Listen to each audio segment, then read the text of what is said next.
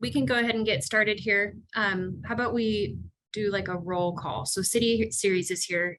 Houston? Modesto? Oh, Houston's here. Awesome. Modesto? Turlock? Here. Waterford? Delhi County Water District? Present. Denair CSD? Here. Hillmar County Water District? Here. Keys? Stanislaus County? I'm here. Merced? And TID? Yes, here. 5, 6, 7, we have a quorum. Okay, so due to the COVID pandemic and pursuant to the Assembly Bill 361 signed into law September 16th, 2021, this meeting will be held via remote teleconference without a physical meeting location. Members of the public who wish to provide comment or observe the meeting are encouraged to join the remote conference. And we can get started here. Sarah, do you want to do your roll call?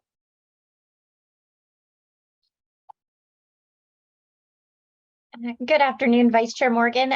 We only have the West Turlock GSA TAC on the line today, so I missed that part. no, you're fine. You're absolutely right. We normally have a joint TAC meeting, but today it's our West Turlock only. Okay, well then that makes it easier. I don't have the time on my screen, but if you could let me know what time it is, we can say that we started. I just want to let you know I am in the office now. Sorry about that. Okay. It's Mike with the City of Waterford. Thank you. And I see that Miguel Alvarez from City of Modesto has also joined us. Okay. And with that, it's 2:03 p.m. Okay, very good. Okay, so the first thing we have is public participation. This is the time set aside for members of the public to directly address the West Turlock Subbasin Technical Advisory Committee on any item of interest to the public that is within the subject matter jurisdiction of the Technical Advisory Committee and to address the committee on any item on the posted agenda.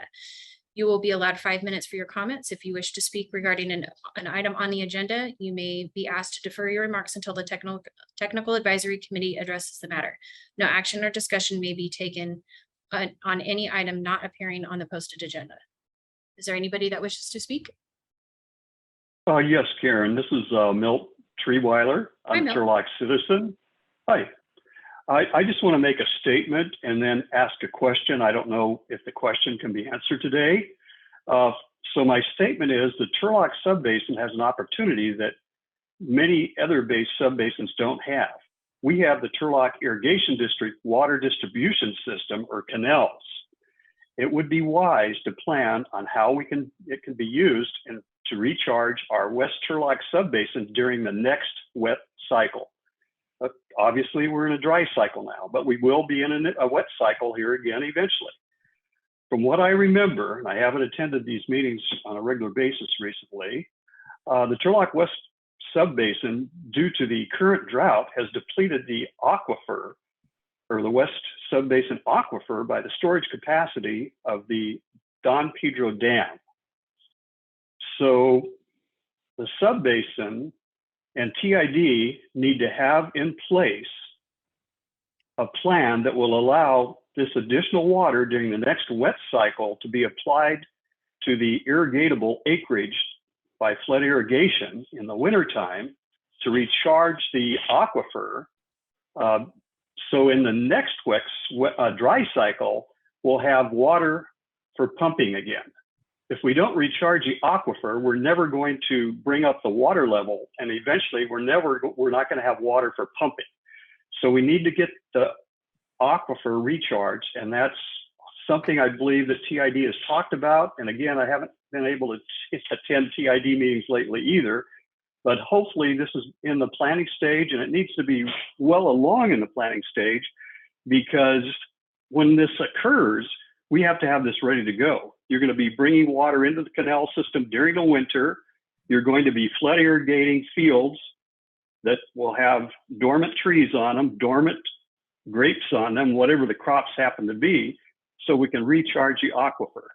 So you're going to have the permission to do that. You're going to have the farmers' cooperation. It's going to take a lot of preparation. So that was my statement. My question is, because of the pumping, what is the water storage capacity of the West Turlock Subbasin at this time or today? And again, I don't know if you can answer that. So thank you, Karen Sure. and Thank you, board. Mel. Thank you for your comments. I don't have that number off the top of my head, but that is a number that can be found in the GSP. And recharging the aquifer is definitely something that we're working on. And we'll have more on that later. So is there anyone else that would like to speak? Okay, so moving on to approval of the minutes. Is there somebody that would like to motion? So moved. Okay.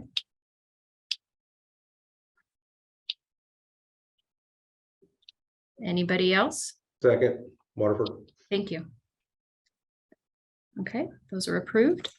Next on the list here, we have round 2 Sigma implementation with the grant application, and this is for Debbie. Hello, thank you so much, Karen. So I have a presentation to kind of walk through where we are with our understanding of the grant application that was made publicly available last week, as well as the process that the ad hoc committee has been going through to identify projects and prepare a grant application for the Subbasin. So let me try and share my screen. Just a second. I think it's this one. We see it, Debbie. Oh, perfect. Thank you. Oh, and this doesn't, you're seeing the black and Yeah, we have the presenter view up now. yeah, I don't know why it does that. I'm just going to go with this. So sorry about that. I have to switch my screens around to make it work, I think, but this will do. So first up, a little bit of an overview of the grant application process and what's available. The application solicitation package was made available last week. It is due on November 30th. And so there's a very short timeline to pull everything together. There is a total of over $200 million that will be made up out of general fund and Proposition 68 funding. The total amount isn't exactly known right now. They're still refining that. It's going to be on a 1 grant per basin basis. So the Subbasin works together to develop 1 grant application. And it's for anywhere from $1 million to $20 million. That's the range of funding that each Subbasin may be eligible for. But depending on how many applications they get and the review process, they could authorize $1 million up to $20 million, and they could partially fund some projects. So it may not be the complete amount that you've requested, in which case you have the opportunity to work with them to perhaps refine a scope of a project that's only partially funded, but I don't think you could move between projects. So if you have multiple projects proposed and they choose to fund certain projects, then it's those projects that you would be able to maybe adjust if necessary, if they don't completely fund those projects, if that makes any sense.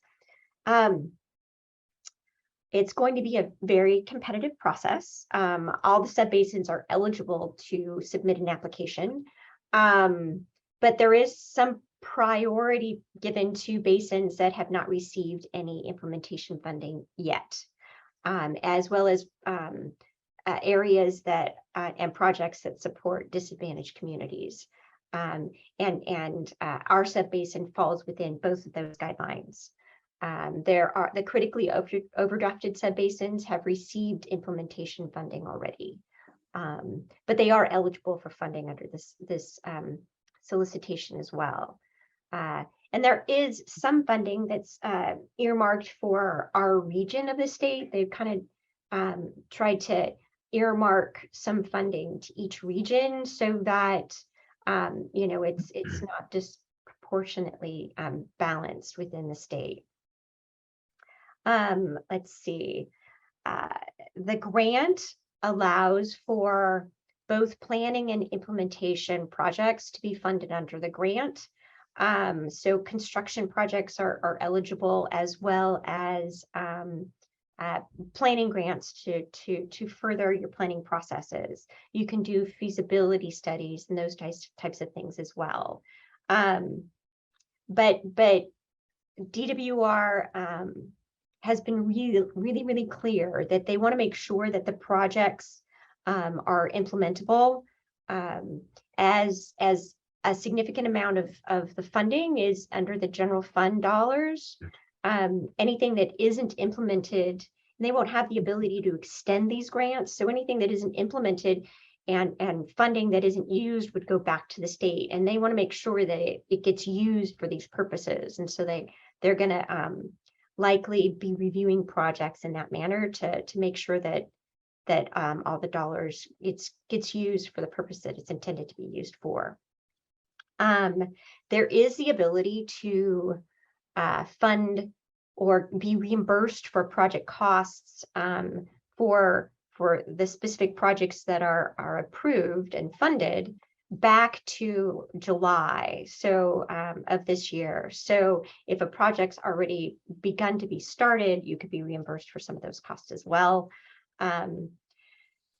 The grant final invoices and the project reports and everything is due to DWR by March of 2026 or March of 2027, depending on what source of funding they're using for that particular project. So that'll be an interesting nuance as we implement the grant, if we are so lucky to receive one.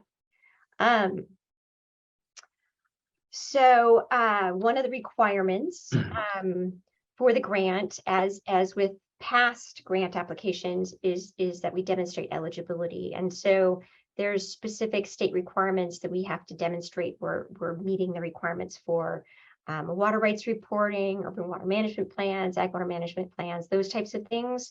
And so we will be reaching out to each of the agencies within the subbasin to gather the information that's needed to do that. And so you'll hear a little bit more about that in a minute.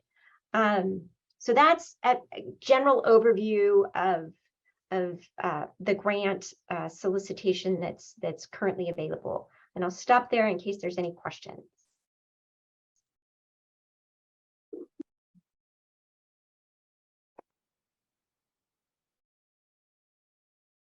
Okay. So moving on. So as you recall, the Technical Advisory Committee established an ad hoc committee for helping to facilitate the grant development process. And then, so this is one of the first reports back from that group to let everyone know where we are, where we're going, and how we're moving forward to develop the grant application. And so I'd like feedback from the TAC as we move forward with the projects that are being identified and the process, and if there's any additional information that you need as we move forward. The key project areas, or what they're calling components for the grant, are groups. In some cases are individual projects or projects that include a variety of smaller projects that are kind of combined into one component. So the first one I have here is what we're calling a recharge master plan, which will essentially give us a roadmap for recharge within the subbasin through 2042. I kind of see it as an extension of what we developed within the GSP. So the GSP has a variety of projects, and we did modeling to evaluate, if those types of projects could be implemented and how we would reach sustainability that way. But this would be more detailed and fully evaluate each of the recharge options. We would incorporate some additional studies, and I've got more information on this in a minute. The second component deals with monitoring and instrumentation. Excuse me. So this would improve our monitoring networks and provide data and information that will be needed as we move forward. So I have another slide on that one as well. The third item deals with GSP implementation and updating the GSP that will be due in 2027. The timeline of the grant provides the flexibility to be able to do that, and we have reached out to DWR and asked if that was fundable, and they indicated that yes. As a matter of fact, they were expecting that those types of things would be included in some of these grant applications. And then the final one deals with a shovel-ready projects that could move forward, that we can demonstrate that they can be moved forward within the timeline as well. So let's talk a little bit about the Recharge Master Plan. So this idea is to, like I said, kind of develop this roadmap for what opportunities are within the subbasin to recharge. So provide this suite of tools to meet the needs of the subbasin long term. And incorporated into this would be updated water supply analyses. There's new climate change information that's becoming available within the Tuolumne River watershed, and likely other portions of the river segments that surround our subbasin that will help to further refine the climate change analysis to be more local. That was one of the data gaps that we had identified as we went through the GSP development process in the first place. And so we would incorporate that into our understanding about water supply availability. In addition, there will likely be additional our new in-stream flow requirements established, and so that will help inform the study as well. We would be designing the various programs that Milt referred to, as well as others, to utilize existing facilities and bring water in for recharge on farm, and using new facilities that may be established. And we also want to identify some early actions that can be done now and then plan for the future as well. There will be pilot projects that could be used to inform and test new technologies within the subbasin, and then inform this master planning process. And we would be using and improving the existing tools in the project analysis. So we have the existing groundwater recharge assessment tool. We'd be adding new technologies to that and new means of recharge, and using that to analyze and do some planning.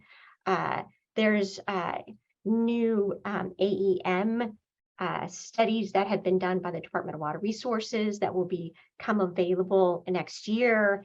And that can be incorporated into some of the analyses and our understanding, as well as the groundwater model. So, so this really provides a path forward for recharge within the subbasins, both early action as well as future action items. And that detailed plan would then assist us in applying for future funding for installing those projects, and for updating and provide information for updating the GSP for the new or updated GSP that's due to DWR in 2027. So I'll stop there and see if there's any questions on this particular project, because I know that's a lot to take in.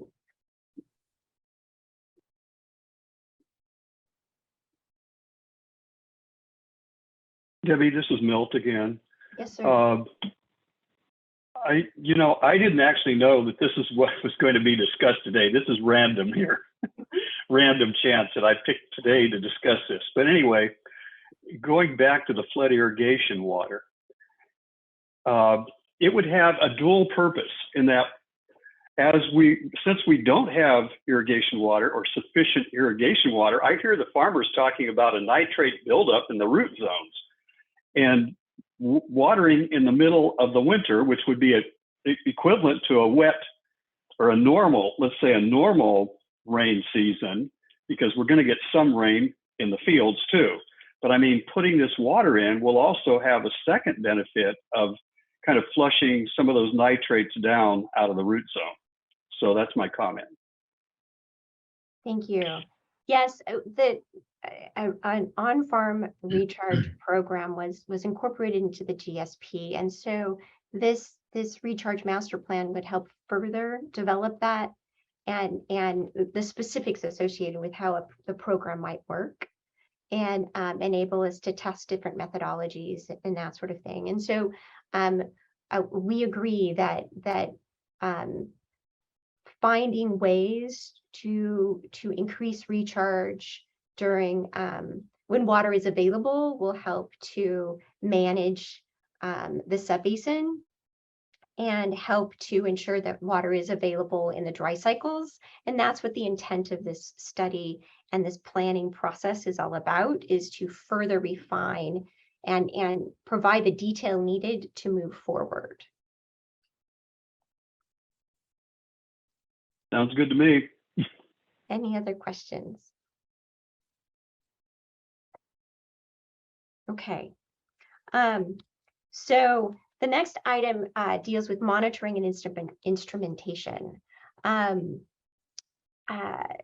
We are currently in the process of identifying locations for an improved monitoring network, both along the rivers and over on the western side of the subbasin, where we have both an upper and a lower aquifer divided by the Corcoran clay. So those are data gaps that were identified within the GSP. And so we are identifying locations for dedicated monitoring wells and doing some preliminary design work. And that information will feed into the grant application and with the request for funding to install those wells. We are also looking for funding to install transducers on all of the dedicated monitoring wells, and even others if the well design allows.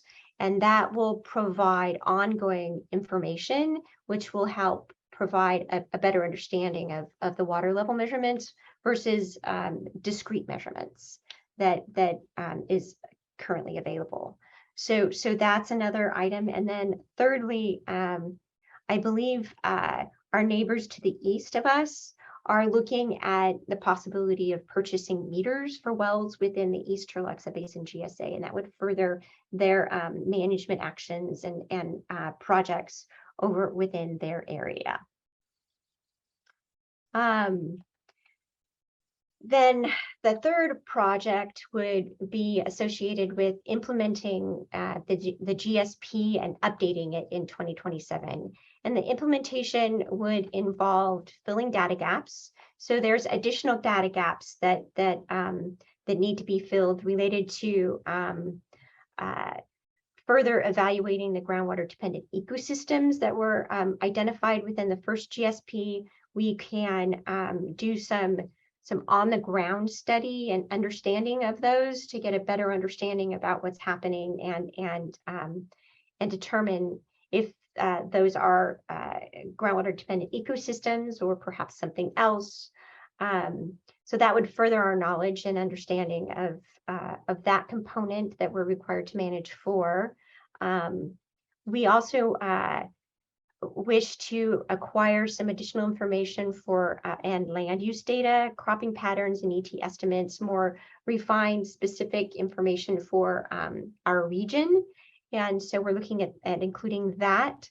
And then that information would all feed into a groundwater model, along with some other information that's being gathered, and generate a more local model. If you recall, as we developed the current version of the groundwater model, we used the state's model and then added some local information, but it has a grid that was developed for the state and maybe not as refined as it could be for here, and maybe useful as being applied more to the local landscape and GSA boundaries and canal segments and those types of things.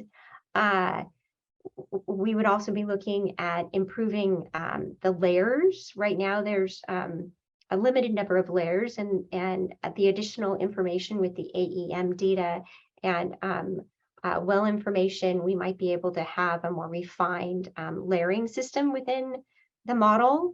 And we're also looking at ways of improving the way that the model is able to analyze groundwater and surface water interaction, which will be more important as we move forward. And so, and for this particular subbasin, that was one of the things that really stood out as we were looking at the sustainable management criteria. And then it would also fund development of management actions. There's a variety of management actions that were identified within the GSP, drinking water well mitigation programs, a management action to address if the minimum thresholds were exceeded, as well as a variety of management actions to further adaptive management approaches within the GSP. And so all of those would help to be funded through this component. We would also develop an improved data management system, and hopefully that would be able to provide some information that could perhaps be included into the website and other things, so people have information as the GSAs are developing that information. And then lastly, we would be using it to update the GSP that's due in January of 2027. So it's a combination of a wide variety of things that would be implementing and updating the GSP through 2027. So any questions on this particular item?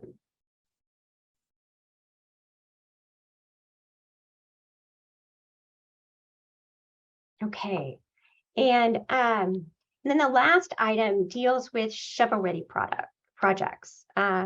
So these projects, to date, these only include, they include TID projects that we've been working towards that will be beneficial for the subbasin, and many of which are already included within the GSP. But if there are other projects, as we talk about this, that others have, now is the time to understand that, and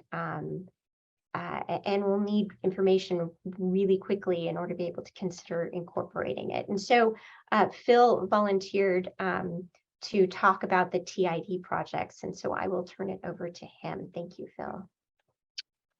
Thanks, Debbie. So the project that is first up, as you see on the screen, is the Turlock Lake Dam Rehab Project. So kind of full disclosure, it's not quite shovel ready yet. We're well on our way. We're about 60% complete with design, and we anticipate having CEQA clearance by February of next year. We've got a good administrative draft of the CEQA document. We know what kind of mitigation is needed, so we're well on our way. So we're close to being shovel ready, but not quite there. But what the project entails is rehab of the various saddle dams that make up Turlock Lake. It's the dams, the saddle dams are just not up to current seismic codes, and we've been aware of that for some time, and so we've operated the lake levels lower to protect against any kind of seismic loading issues. And so what that means is we've we all know that Turlock Lake percolates and infiltrates, and it's a kind of a major groundwater recharge source. And if we could operate the lake higher at higher levels, which this project will allow us to do, because we'll have retrofitted and rehabbed the saddle dams. By operating the reservoir higher, we could potentially increase the amount of recharge that gets into the basin. So overall, it's about a $20 million project.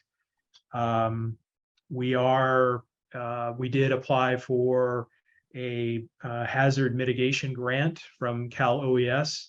It's federal dollars coming from FEMA, working their way into the state OES system. And so we applied for just over 14 million in funding for that project. So we're looking at about, if we wanted to offer up the Turlock Lake Dam Rehab project as a project for the Sigma grant, we'd be looking for the difference that's out of pocket now, so to speak, which is about $5.5 million. So from a timing standpoint, I mentioned that CEQA will be clear in February. We're looking at other approvals, other permits to be in place by basically this time next year. So we'd be ready to construct, say first quarter of or third quarter of 2023 or first quarter of 2024. So I'll pause there if anyone has any questions about this project. Yes, I do, please. This is Milt Treeweiler again. You spoke of the potential recharge of Turlock Lake. So would you kind of explain how you determine what the potential recharge of Turlock Lake would be by increasing the water level in the lake? Because you're also going to probably increase the evaporation rate from the lake versus basically what I kind of discussed in the beginning, where we flood irrigate the fields in the wintertime, which you've got thousands of acres you can flood irrigate. You basically, with the Turlock Lake, you have just the capacity of the Turlock Lake, I believe. That's what I'm assuming in myself. So could you kind of speak on that subject, please? Sure. So just kind of broadly, this isn't a one project solves it all. This is a host of projects to help solve the groundwater sustainability issues that we've got. So from this project's perspective, we've done studies where we know when the lake is operating at certain levels, there's a certain amount of percolation that occurs, and that formula suggests that if we operate at higher levels, then we would infiltrate even more at higher levels. So that's, in a nutshell, that's what this project would do from a Sigma standpoint. But Phil, wouldn't it also provide an ability to, during storm events, for example, to hold more water so that, and even like manage local runoff a little better so that it could then be moved downstream for on-farm recharge and other projects as well. And so it provides a lot of flexibility that way. Sure, absolutely. Also, I wanted to note from a grant perspective, so what I neglected to share on the first slide is that, so the grant application is due on the 30th of November. They are going to make recommendations and award sometime around June, I think, of next year, May, June area. And then the grant agreements would happen about this time next year. So, so that's when we'll have an agreement in place. We can invoice for work that's been done previously, but from a timing perspective, that's when the money would become available. So just FYI. So that, I guess that's why I was thinking of the Turlock Lake project as being shovel ready, because at that time it would be. And if other agencies have similar projects, then that kind of plays into it. Anyway, go ahead, Phil. So if there aren't any other questions about Turlock Lake, I'll move on to other potential projects, namely the 2 regulating reservoir projects that TID is pursuing. And these regulating reservoir projects, one is called the Series Main regulating reservoir, and the other lateral 5.5 regulating reservoir project. Both of these are identified in the GSP. Both projects are shovel ready, 100% design and CEQA cleared. The Series Main project is literally ready to construct in a matter of days. We did receive a grant from USBR, a $2 million grant from USBR. We're waiting for final notice to proceed, but we're ready to start turning dirt here any day. So, from a Sigma perspective, what are these regulating reservoirs mean? What's the value? These reservoirs, of course, have multiple benefits to our customers as well as for Sigma purposes. And so to kind of understand their value from a Sigma standpoint, kind of need to understand our delivery system a little bit, which is, we've got an irrigation system that works very well, but it's, not quite perfect. And there are reaches of our canal system that are undersized or have capacity constraints. And so we can't serve our customers, to the level of service that we would like to. And so over the years, we've installed groundwater pumps in those areas where there's constraints. And, we use groundwater to supplement the surface water in the canals to meet our customer customers' needs.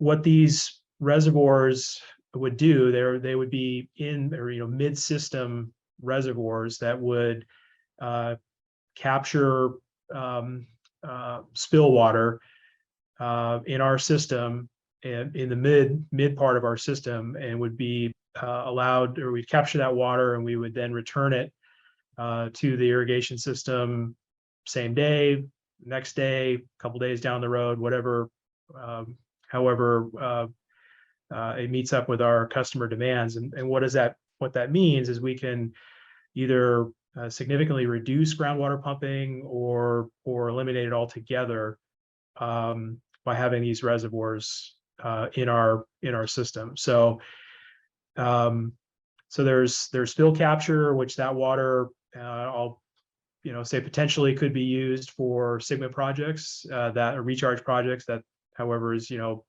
yet to be determined. A lot of demands on that water, but from a groundwater pumping standpoint, we definitely will be turning off and potentially eliminating groundwater pumping in reaches of our system. So as I said, with Series Main, it's ready to construct, and we're looking at about $6 million if we put this forward for Sigma grant, and we're looking to actually finish. We literally start, seriously, it's days away to start, and we're looking to finish in, we'll say, May of next year. So this is very, very, very much implementable project. And the lateral 5.5 reservoir,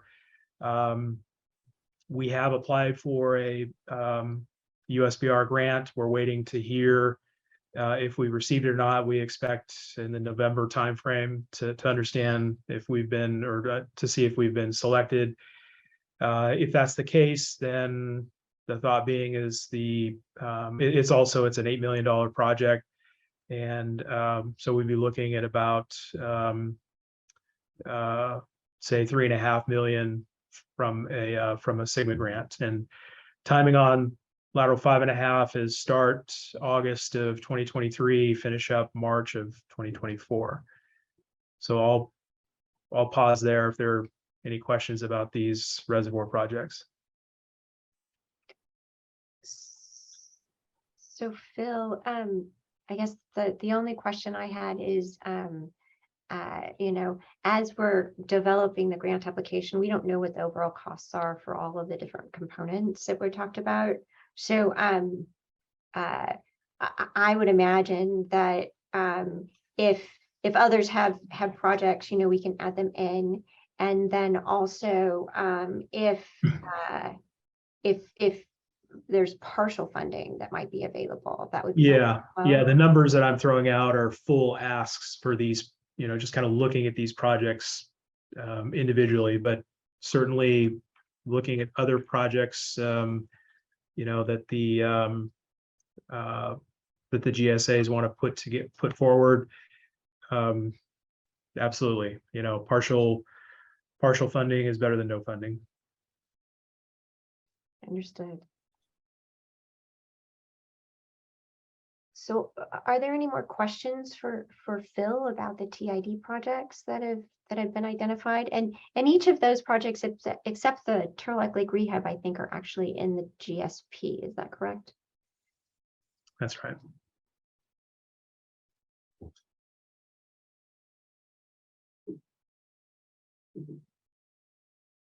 Okay.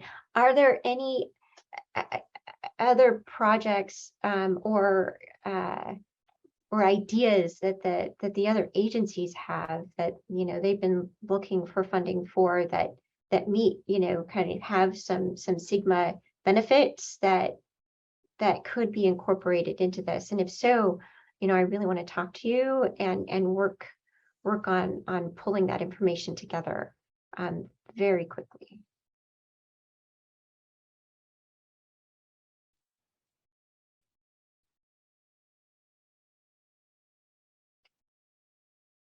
Okay. So if you do think of some, please let me know, and then we can kind of work on finding a place perhaps within the grant application where that might work. So let's move on, and then if there's other questions, we can address those. So next steps. So like I said, we are looking for feedback from the TAC. Are there other projects? Does this list, seem to make sense for everyone here, or are there, comments? And so I want to kind of open it up for that, and then we can talk about anything else that regarding the rest of the process, so to speak.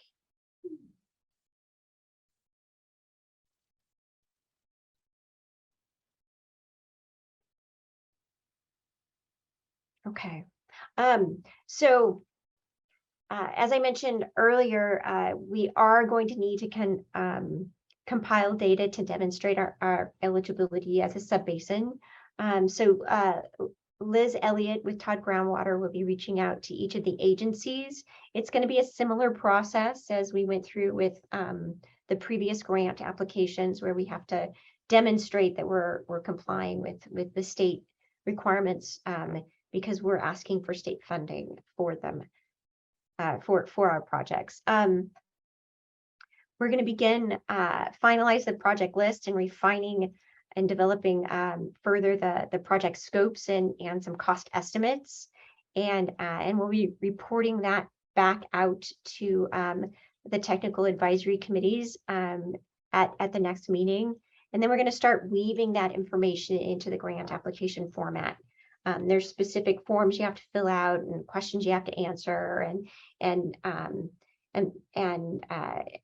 need to kind of tell the story as to why this project is so important to us and what it'll do. And so we'll be working on that as we move forward.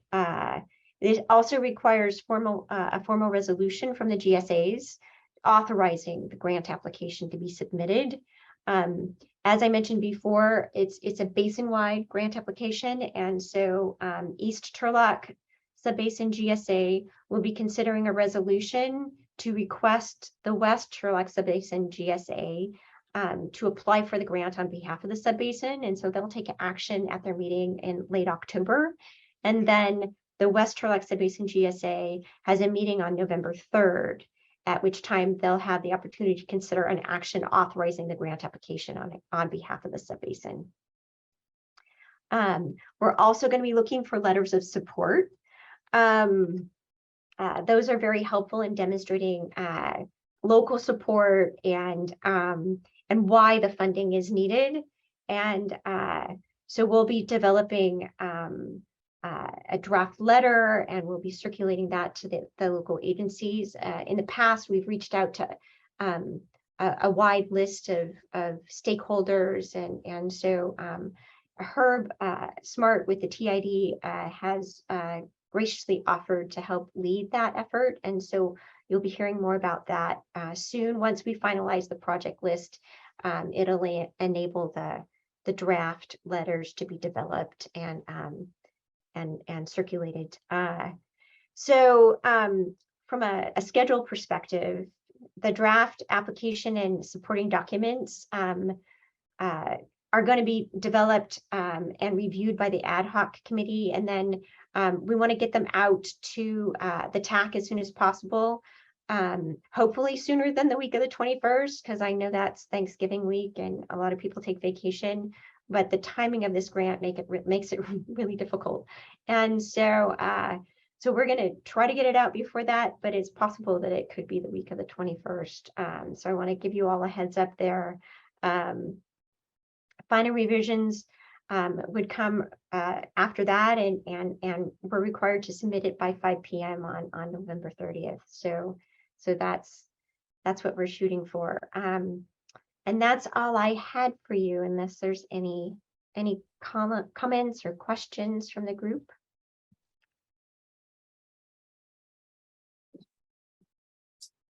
Thank you, Debbie. Thank you. That was a lot. Yeah, sorry about that. That's why I put the presentation together, because there was just so many moving parts. Yes, it's all connected though. We need to go back to item number 4, approval of the minutes, because we voted, but I forgot to do the formal vote, or we motioned but forgot to do the formal vote. So if you guys would be willing, all those in favor, please say aye. Aye. Aye. Aye. All those opposed? Thank you. Motion approved. Okay, item number 6, Sigma related updates. This is an opportunity for TAC members to discuss and provide updates on issues related to the sustainable groundwater management action. Do we have any updates? I Sure. do have one more update. Sorry, somebody else? Go ahead, Debbie. I'll go after you. Oh, thank you, Herb. I just wanted to make the technical advisory committee aware that we have an action item on the next meeting's agenda to approve the scope of work to develop and submit the annual report, as well as the monitoring required both in this fall. So we have a monitoring event planned for the beginning of November. And so we're going to need to submit that information to the Department of Water Resources, as well as the monitoring event in spring. And so that will all be incorporated into that scope of work, and you'll be seeing it shortly. But it's very important that we have a quorum for that meeting so we can take that action, because we need to be compiling that data in November and getting it over to the consultant team by December, so that they can stay on track to develop the annual report, which is due next spring.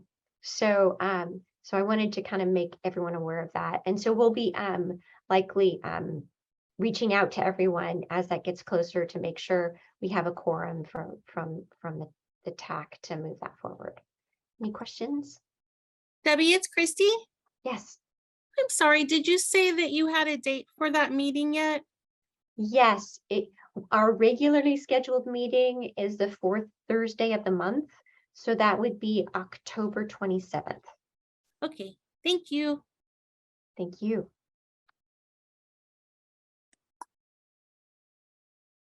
Herb, over to you. Thanks, Debbie. I just have two quick items, one of which Debbie already referenced. The first is just following up on the letters of support that we'll be reaching out regarding the grant application. It'll be similar as to those that are familiar with the last times we've asked for letters of support.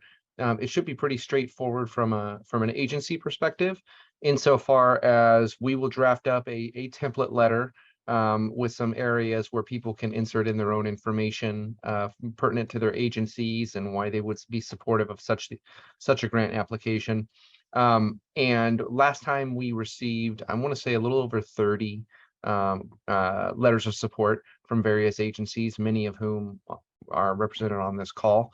And so we will send that out as soon as, like Debbie mentioned, once we get a little bit more information about what the application will look like, then we will kind of make some specified additions to the template letter that we used last time and send that around via email to people on this call and others and local nonprofits and the whole gamut of people we have on our contact list to see if they would like to submit letters of support. So keep checking your emails for that item. And then also, I'm going to just quickly pull up on our website here just for discussion. I know we are the West Turlock Subbasin GSA Technical Advisory Committee, but just for FYI purposes, as I scroll down here, you'll see that there's a workshop for the East Turlock Subbasin GSA for those who are interested in overall subbasin discussion and communication as it relates to groundwater management, because after all, we all know it ends up all being connected, right? So the East Turlock Subbasin GSA has an agenda, a flyer, and a postcard out for their workshop they have tomorrow. It's available up there. They're going to be talking about groundwater accounting options, management actions, potential extraction fees relevant to that agency, to that GSA. And so the information's here on the website. I'll just click for visuals, and they have a flyer up with a URL, a QR code, and they have an agenda up as well. They have an agenda up as well, ready to be viewed. So that's on the 18th, next week at 9:30. And of course, you can go to our website anytime and see updated information for upcoming meetings. And we also try and send out regular emails as well. So just a public service announcement for that. And that is all I have. Thank you, Herb. Does anybody have anything else? Okay, our next scheduled meeting for the West Turlock Subbasin and East Turlock Subbasin Technical Advisory Committee is scheduled for Thursday, October 27th, 2022 at 2 p.m. And that closes our meeting. Can I get a motion to adjourn? Is that a motion, Debbie? Yes. Oh, okay. Second. Okay, all those in favor, please say aye. Aye. Aye. All of those opposed. Okay, motion is adjourned at 2:55. Thank you, everybody.